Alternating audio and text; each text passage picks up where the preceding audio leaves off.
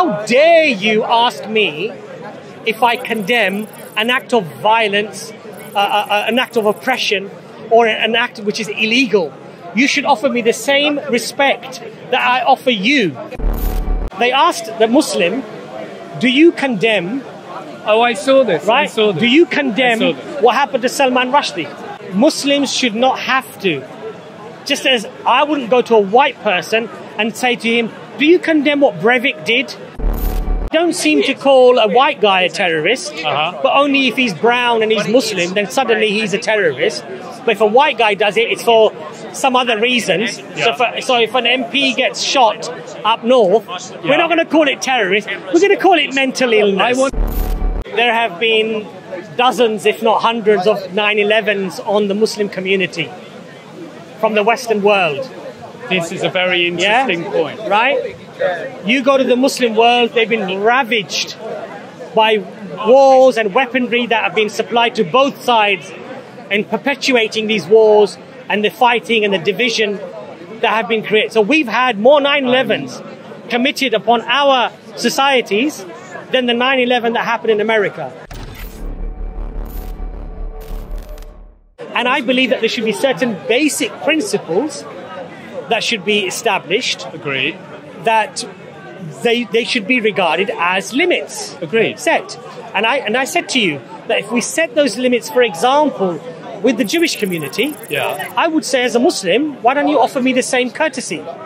Why don't you offer me the same protection? That makes sense. And I think it's reasonable, right? That makes sense, except I would take those rights away from the Jewish community. The other thing is this.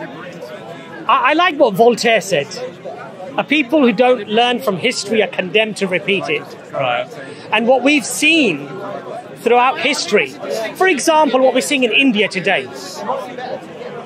In India today, there's now an environment that has been widely reported that is gearing up to a genocide of Muslims. The rhetoric, the politicians, the clergy, the people in the temples, for example, are openly on camera inciting hatred, division, and violence is increasing on a daily basis. Well, then I condemn that incitement. Right. And now the thing here is this, who decides what is incitement? Who decides whether this is going to have a good outcome or a bad outcome? We have to. Right. We have to. So if we want to have that discussion, can we start by agreeing there's an optimum? I think in any choice, there's always an optimum choice. So there's an optimum level to draw the line on what constitutes freedom of speech. Yeah? We both want to aspire to what that thing is. Yes. Great. So we know it's there, we're hunting what we should do is come to some common understanding and say, look, if we're going to offer these rights to a group, it seems reasonable to offer it to other groups as well. We should definitely have right? We have an ideal where there's equality. Right. Now, you want to raise the level of censorship. No. You do. You just said you want to raise it so that there's no hypocrisy. No. And look, I thought you did. No. What I'm saying is that when something is, and look, we're clever people generally speaking. Right? Generally, I'm talking about when we come to people who are involved in legislation and dealing with the law and what have you. There are clearly certain things that you might say or I might say, which are obviously,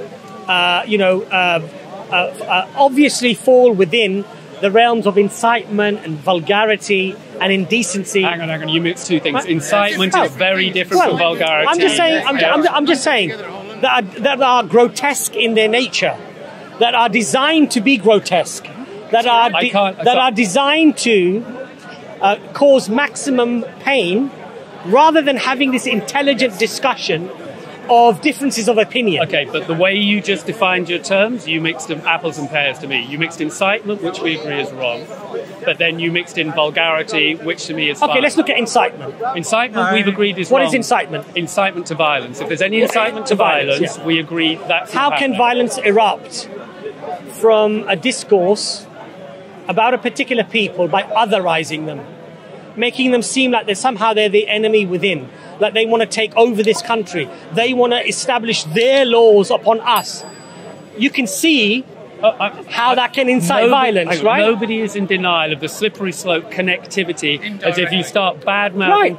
Yeah, if you start badmouthing indirectly, groups, but yes, it does. It will have payback, no questions. But you said you're the realist. Okay? Realistically, what else do you expect? Okay? I have faith. It's interesting that I, the atheist, seem to have more faith that the human condition can face because you're a secret believer, that's why. Okay, Tony. well, by that logic, maybe you're not. You're a closet believer, according to your faith, you seem to be arguing pragmatism. What I like about religion, yours included, is we are supposed to aspire to the highest principle and what is the best that can be achieved. Not just what's good enough or what might get you by, you go for the best. And the best in this is we share what we feel, we argue it on its merits, we treat everybody equally. You're arguing that there's hypocrisy, and you're correct, because the Jewish community might be given special privileges, or another community might. I'm not trying to be anti-Jewish, I'm just using an example. I'm arguing lower the bar. I'm a big fan of stand-up comedy, okay? I'm a big fan of some very, very extreme stand-up comedy, because although it can be profoundly hurtful and insulting, I think in confronting those darknesses, particularly with laughter in the open, it can be very healing and very enlightening. And there's often a lot of truth in going to those places where we feel hurt. And we're going to become very, very namby-pamby if every time our feelings feel a little bit offended or very offended, we start thinking we have the right to inflict our views and draw barriers for other people. Okay, so look, I don't think it's constructive. We clearly disagree. We do. I would say that when you allow certain rhetoric in society, as the brother here has already agreed upon, and I think you were nodding your head as well, there are certain things that are a slippery slope. Definitely. And that lead to subjugation and oppression of a people. Yeah. And I think personally that as I would hope rational beings and sensible beings, that we would at least try to curb that type of... Definitely. Right, okay. But we disagree on the prescription as how best to do it. So let's deal with the second part of our topic of discussion. Oh, okay. Which is that should Muslims condemn... That's not my... violence or terrorism. No, because that was our conversation. It was, but my question was more specific. It was just to you personally. Okay? Oh, I see, okay. I was asking you personally, as someone who's chosen Islam as your faith... Yes. If... I condemn as an outsider, if you thought that action was prescribed within Islam as you embrace it... Well, that's not the way you worded it, Tony. Sorry? It wasn't. That's not the way you worded it last time. Sorry. It was slightly different. Okay, the way you worded. Now you're changing the... No. You're moving the goalpost. Okay, hang on. Okay, that wasn't my intent to move the goalpost. Okay. When we had this conversation originally, we had it off camera. Yes. In a friendly way. Yes. It still is friendly. Of course. Now I'm on camera, I'm being more self-aware, and I'm trying to pin down. So what I was aspiring to say, was... because you've chosen a religion, it's your choice, and I think I'm allowed to inquire about your choices and mine. Of course. I'm asking if you believe that action was representative of Islam. Whether it was in line with the prescriptions of Islam as you understand. And I don't mind that question. Thank you. That's the question. You know what? I don't mind that question. But what I do mind, though, is that when Brother Andalusi, he went on to a TV interview with Jeremy Kyle. And, there were a couple of other reporters there. Is Jeremy Kyle the really inflammatory one? But he does some supposed, talk shows or whatever he does, right? And there was, what's his name? Douglas Murray as well. Oh, yeah. Yeah? They asked the Muslim, do you condemn... Oh, I saw this. Right? I saw this. Do you condemn what happened to Salman Rushdie? Oh, right? Abbas, this is going to get... My argument is... I saw that. My argument is Muslims should not have to. Just as I wouldn't go to a white person and say to him, do you condemn what Breivik did? Because you look Christian. You're white. Do you condemn what Breivik did in Norway? Because he's quite right to say to me, what the hell are you talking about? No, I'm happy. What's that got to do with me? What's that got to do with me? I'm being honest. I'm happy if you want to ask me if a Caucasian Christian acts in a particular way, and I self-advertise as being a Caucasian Christian, which I sort of am, right? I'm happy if you want to ask me that question. I can handle it. My feelings can handle it. Okay? I would never ask you that question out Please do. No. I'll tell you why, though. Go on. As I said to you previously, because I, within the Islamic tradition, have to think good of you as a pretext, as a foundation. Let's say you heard on So the as a news. foundation, I would think Tony's a good guy. And of course, he would not be advocating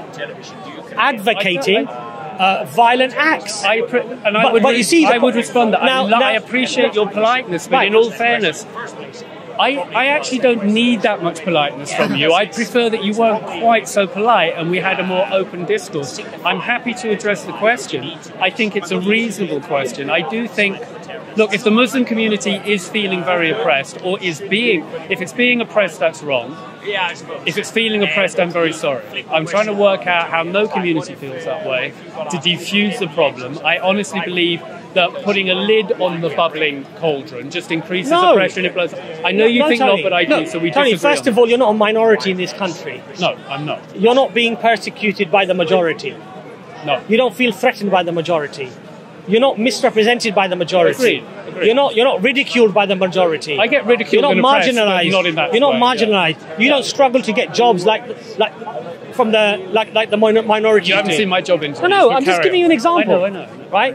You don't have your kids at school being said that, you're terrorists because you belong to this particular religion.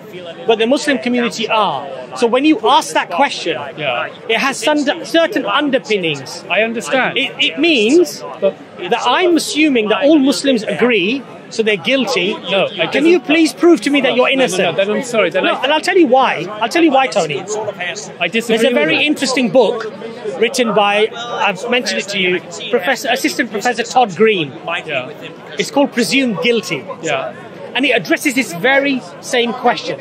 And it highlights how by asking this question, it already implants in people this notion that they all seem to agree with this, or they're going along with this, and they have to provide their innocence. They have to show their innocence towards this subject. Yeah, it's the same thing Trump did when he accused Obama of not being an American citizen. Right. Mud sticks. I understand. Nonetheless, I refer you back to my slippery slope argument. We have to grapple with this stuff. If you can just accept that, I'm going to have to. But do you think it's appropriate to ask a Muslim, do you condemn this? I think it is entirely appropriate. I think the problem is how best to ask the question in a context where it's understood it's meant with good intent, and within the recent historical context, they're actually being provided with an opportunity to defuse a problem and to win me round. Instead of seeing it as a negative and assuming that my motivation for asking it is presumptive. And for some people it will be, but with me it's not. If you can just look at it from the other person's point of view and go, within the context of, dare I say it, for example, 9/11, recent history, and the fatwa which was issued from Iran, which is a nation state, which seemed a little bit official, it's not unreasonable for people to ask, by the way, can you tell me what your understanding of that creed is, seeing as you've embraced... I'll tell you why it's unreasonable. I'll tell you why. Okay, well... Because you may have somebody like Jeremy Kyle, who will never ask a Christian, white Christian, to condemn what the Ku Klux Klan might have just done in Texas. It won't even arise. It won't even register on his radar to ask that question. Sorry, I should reframe my question. You're answering the question. So what he will do is, if there is a Muslim there, do you condemn this action? Now, if you have this disparity, then it's clear that you're targeting one people with a slanted innuendo, presumed guilty, as the book's title says, whereas the other is automatically presumed to not be part of that. Abbas, because that's why that question is not being asked. You're preaching to the converted. That's not the question I was asking or trying to ask. You're converting me to the idea that Jeremy Kyle is a hypocrite and an annoyance. I agree, but I wasn't asking... No, but I'm asking you, should that question have been asked? I know, I should contextualise my question more specifically. Okay. My question more specifically is it reasonable for me personally to ask you personally, given the recent history, 9/11, Iran making a statement, an official statement. So it's now just me asking you, with good intent, because I'm actually partially curious to know, is it your understanding that that is within the prescription of Islam to behave? But that's fine, I have no problem with that. Okay, if you my problem is a one-to-one. You see, I understand, but Tony, my problem is not with people asking me. You know, I've heard a lot of this propaganda And I've seen the fact that we don't seem to call a white guy a terrorist, but only if he's brown and he's Muslim, then suddenly he's a terrorist. But if a white guy does it, it's for some other reasons. So if an MP gets shot up north, we're not going to call it terrorist. We're going to call it mental illness. I want to join you hand in hand in attacking this hypocrisy. We'll call it mental illness. But hold on a second. Hold on a second, right? So what I'm trying to say to you is that in that context, okay, I think it's highly inappropriate for somebody not to ask me whether, I've heard all of these things. What does your religion say about these things? It's a reasonable question. That's very reasonable. Thank you. I have no problem with that. Okay. And in fact, I would hope... Would it be... In fact, I would hope that people would ask me that question more. Good. So, you know why? Excellent. Because then hopefully that would be a genuine question. It is. Hopefully wanting to assess the reality of what Muslims and Islam actually says on the matter. No, actually, I'm not. I'm only for the minute trying to assess the reality of what you. But if somebody asks me, do you condemn what happened to Salman Rushdie? I would say, why are you asking me that question? Well, we've managed to just contextualize it so you're not offended by me asking you personally the question in this way, yes, which is... because, words matter, right? Okay. And how you say things matters a lot. Okay, so I'm phrasing it as, in good faith... Yeah, I have no problem with that. I have no problem with that question. Then I am asking you the question. Yeah, that's fine. Abbas, is it your understanding that... Is it your understanding that the attack on Salman Rushdie was prescribed within Islam as you embrace it, or was contrary to Islam? So that's just as you personally. That's fine. Nobody else. So we would argue that the country that you live in, you have to abide by the laws of the country. You're saying we. Hang on. Muslims. You said we. I'm not asking we. I'm generally. asking you personally. I am we. No, you are you. As a unit, as a whole unit. You're not all Muslim. No, but I don't follow my religion according to me. I follow the consensus of opinion. That is your personal choice, and at that level, at the primary level of choice, it is you. Yeah, and I'm just asking you. Yeah, but I'm going by consensus. The consensus is that when you live in a country, you have to abide by the laws of that country. Okay, hang on. I'll back off a minute. Yeah. Hold it. I'll back off, and I hear your point. So what you're saying is the position of Islam is contextualized by the politics of the nation state it's occurring in, and the prescription of Islam, your understanding, is therefore the attack was wrong because of that. I'm saying that it was unlawful because under Islamic rule, there's so many caveats. First of all, even in a Muslim country, even if somebody commits a particular act that could warrant an execution, let's say for argument's sake, say somebody commits murder. Somebody commits murder. Yeah. The result of that in Islam is that the murderer is executed. Okay, this is great. However... Oh, no, that's not great. However, you cannot be you can go around us, can't you? Yeah, it's weird. That's actually a violent act. Nah, I'm not that offended. I can handle it. That's wrong. Wrong is the wrong. It's all right. I can work. Wrong is the wrong. So he was rude. It was on camera. So we won. So the question here is, I've lost my train of thought. It's all right. Yeah. So I'm saying that. So for you to ask me that question is not a problem. Good. I would be happy to answer. So there are lots of caveats. So first of all, you can't be a vigilante. I'm not. In Islam, as a Muslim. Oh, I see. Sorry. So you can't just go and get a knife and say, I'm going to go and execute him because he murdered somebody. Okay. No. It has to go through a proper judicial process. Can I interrupt for just 1 second? Yeah. I have a friend here who has followed for a long time. He keeps chipping in. Hang on, let me be clear. He just likes chips too much. You That's invited me in, therefore I haven't felt I could invite you. And if you would like to invite him in, that's your choice. He's more than welcome to make a comment. I don't have a problem with that. Okay, at some point then. So what I'm trying to say to you is that you're not allowed to be a vigilante. Good. What this guy did was a vigilante attack. He went out and did it of his own accord. It's not allowed in Islam. Okay. Secondly, he's not in a Muslim country. And the law of the land is that they're allowed to say these things. Okay. As a Muslim, if I don't like it, I speak out against it, or I leave the country. Okay. I can't enforce my religious values through violence and force on that particular people. No vigilantes, and you have to go. You have to law of the land. You have to work in accordance with the law of the land. Right.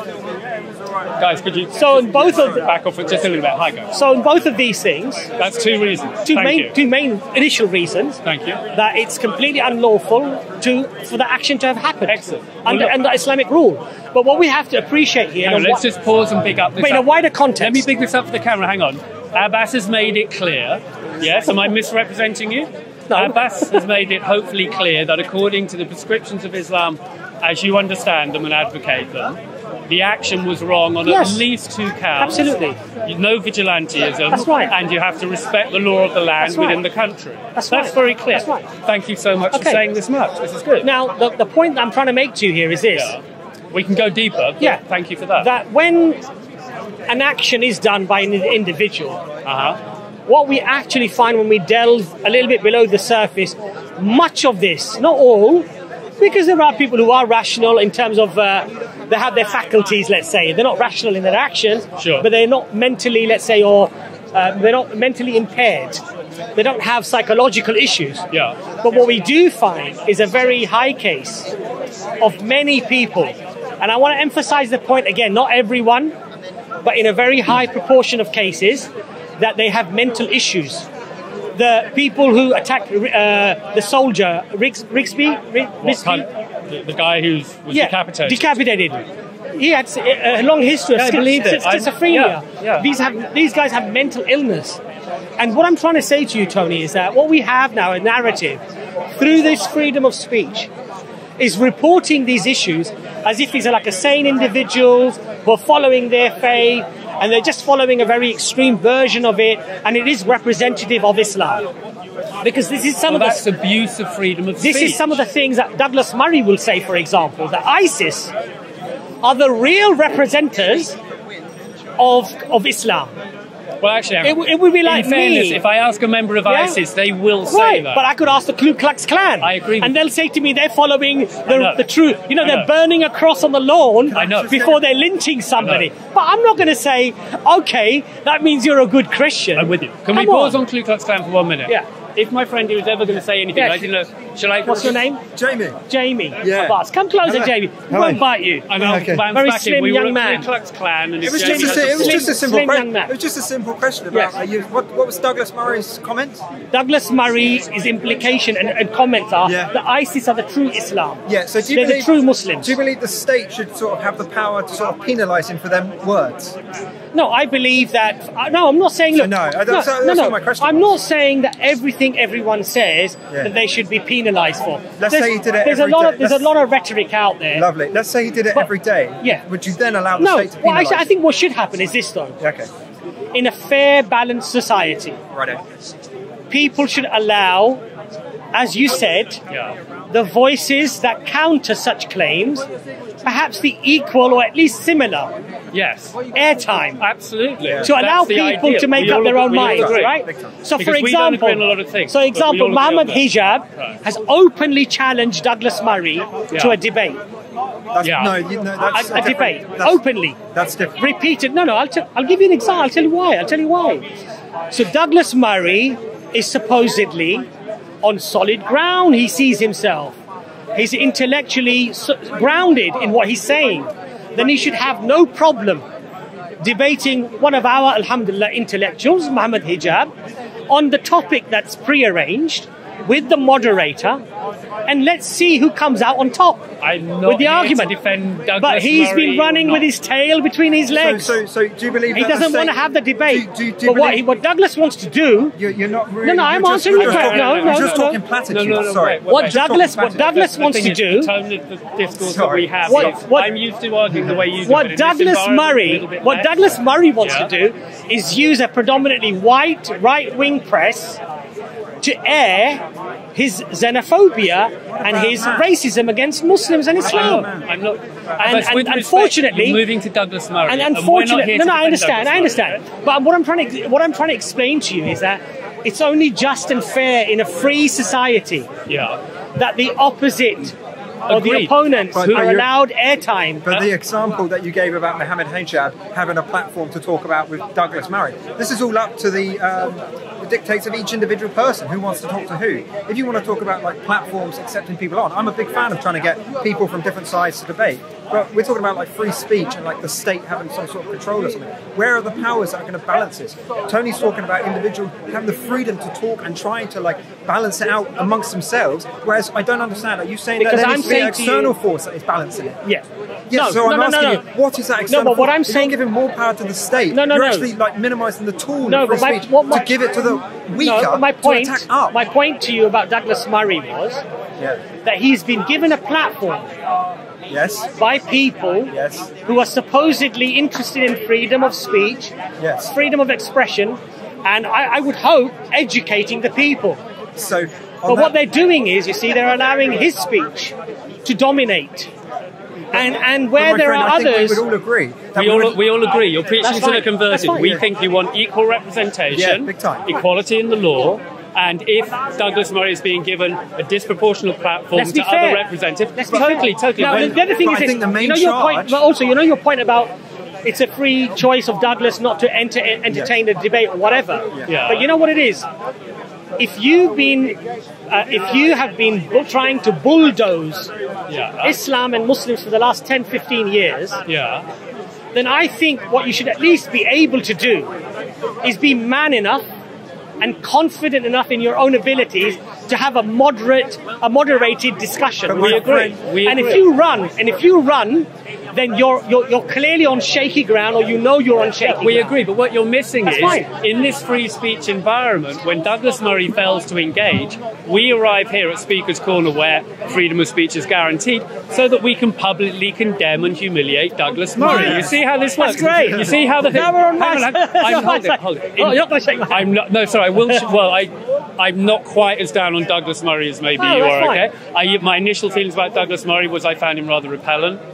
I'm actually finding most people more nuanced than I'd originally thought they were from all spectrums, okay? So even Douglas Murray may not be quite the demon that we think he is. It's complicated. Well, nonetheless, he shouldn't... You know what it is? He shouldn't duck the debate. You know what it is? When his nostrils start flaring, because you look at Douglas, literally his nostrils flare with rage, and he calls Brother Andalusia on that interview an Islamist and equating him to be a terrorist and an extremist. I saw that interview. Somebody who has gone out of his way to talk against these things, to me that's deplorable. And to me that level of hatred, that venom, that obvious on his face, is shameful, quite frankly. You know what? This is going to go... I'm saying this because I trust you and I like you, okay?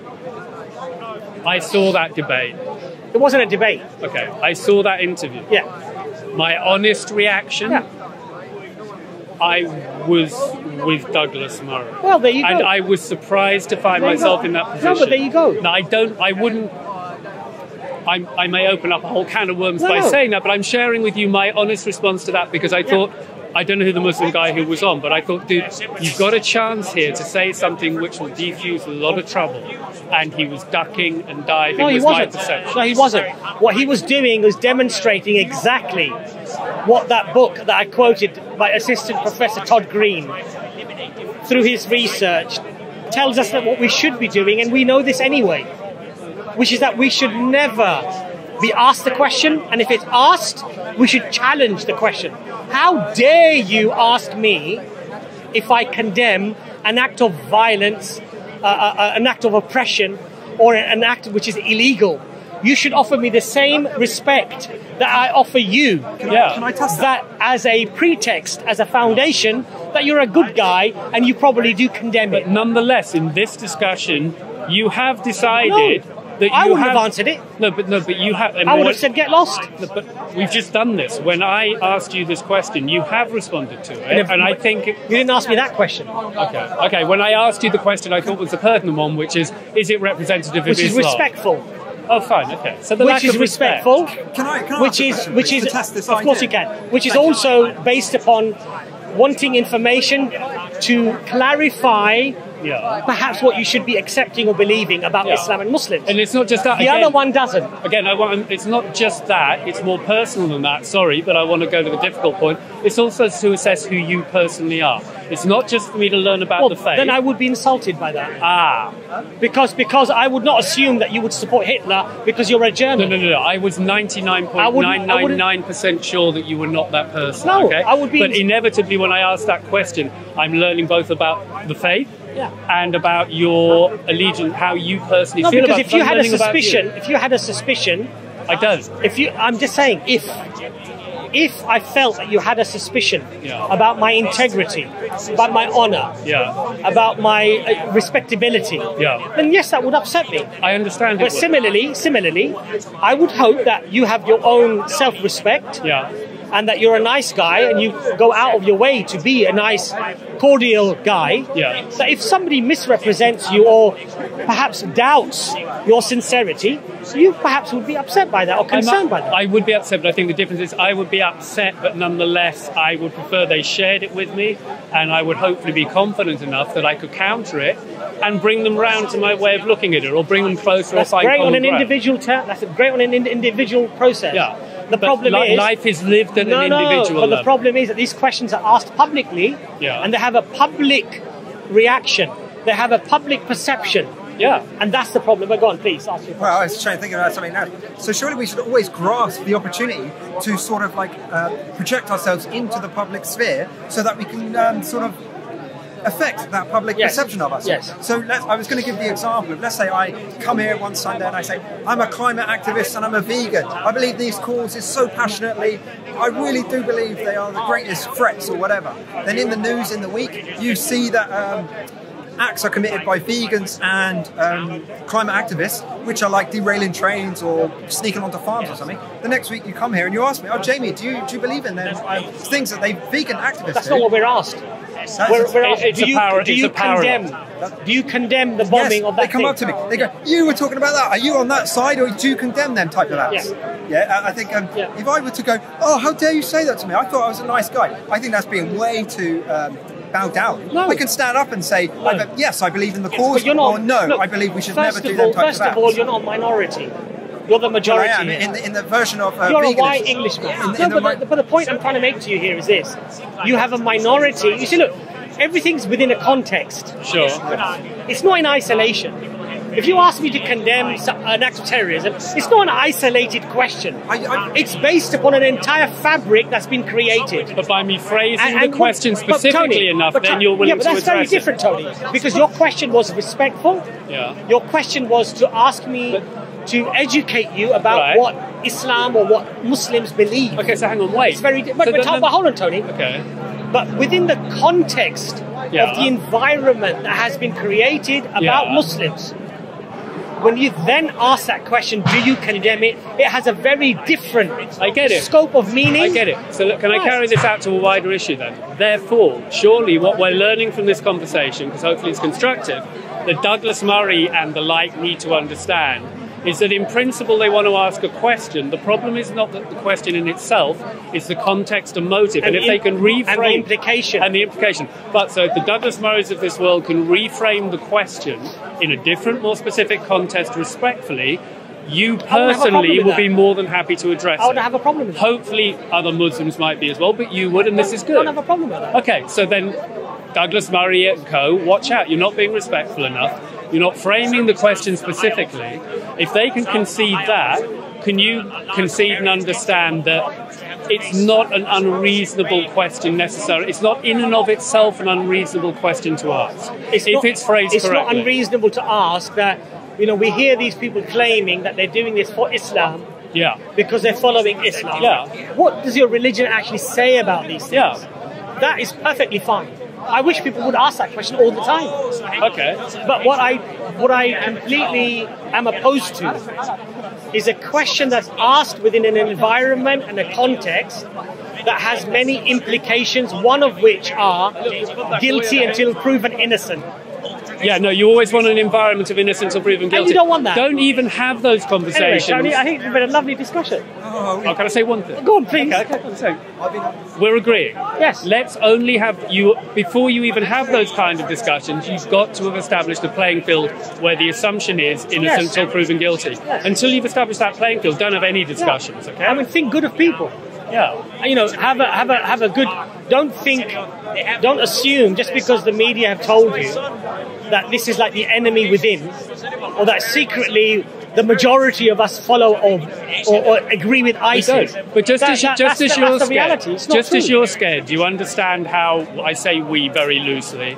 How we're scared as well. Yeah, when the towers went down, that was the big thing. Of course. That made a huge impact. We also, and I don't mean we, because I'm an individual, not part of a group. Let's not get into Tower 7. Yeah, let's not get. But no, let's. He's probably read a bit about that. Let's not get anywhere near. Let's not go to when Rumsfeld said I think $2.1 trillion are unaccounted for, and guess what?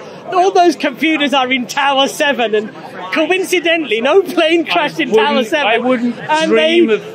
I hate conspiracy theories. They're fun in movies. They're rubbish in real life. You know what it is, Tony? I hate them too. Yeah. I don't delve in them.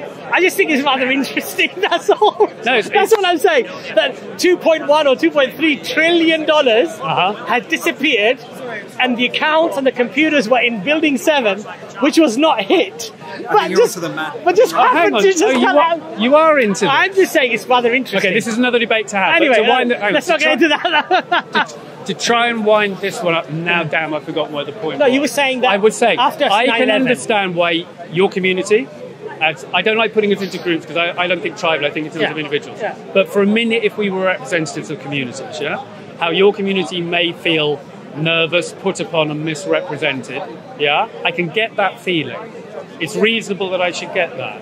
I'm asking, can you understand how the community I'm part of might also feel a little bit on edge and a little bit nervous, given some recent history, which was exacerbated by the attack on Rushdie? I don't think their feelings about that are unreasonable. Tony, you know what it is? There have been dozens, if not hundreds, of 9/11s on the Muslim community from the Western world. This is a very interesting point. Right?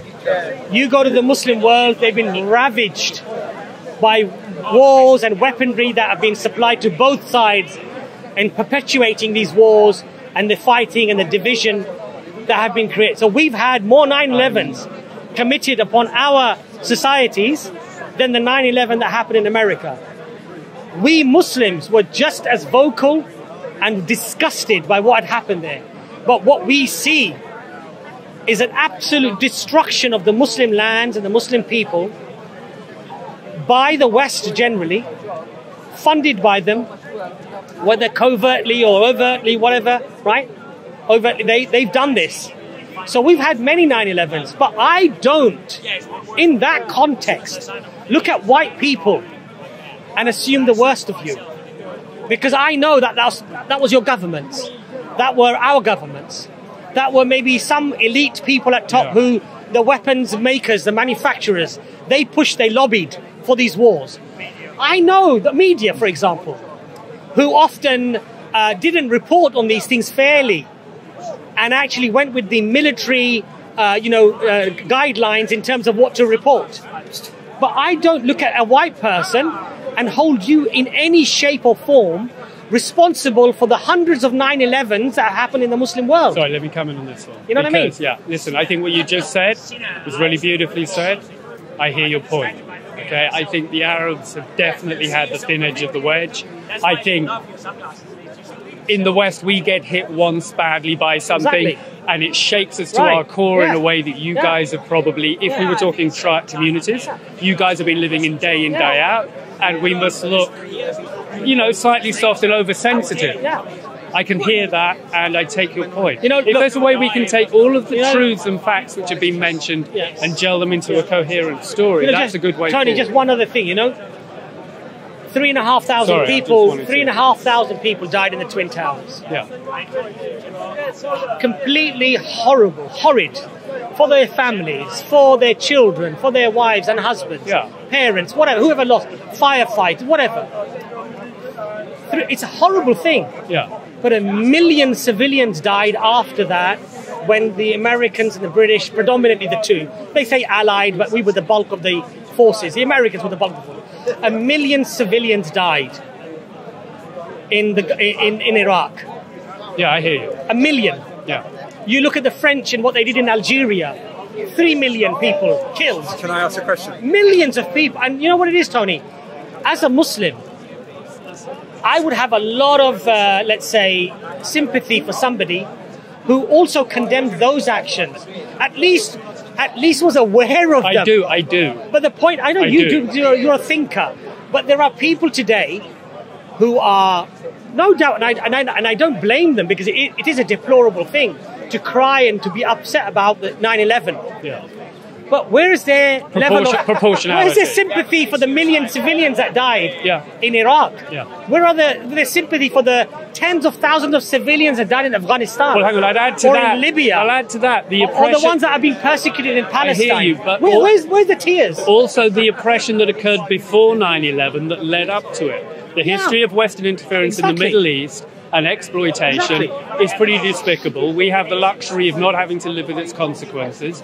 We get 9/11 and we'd become acclimatized to a rarefied level of safety. Everything that you're saying is correct.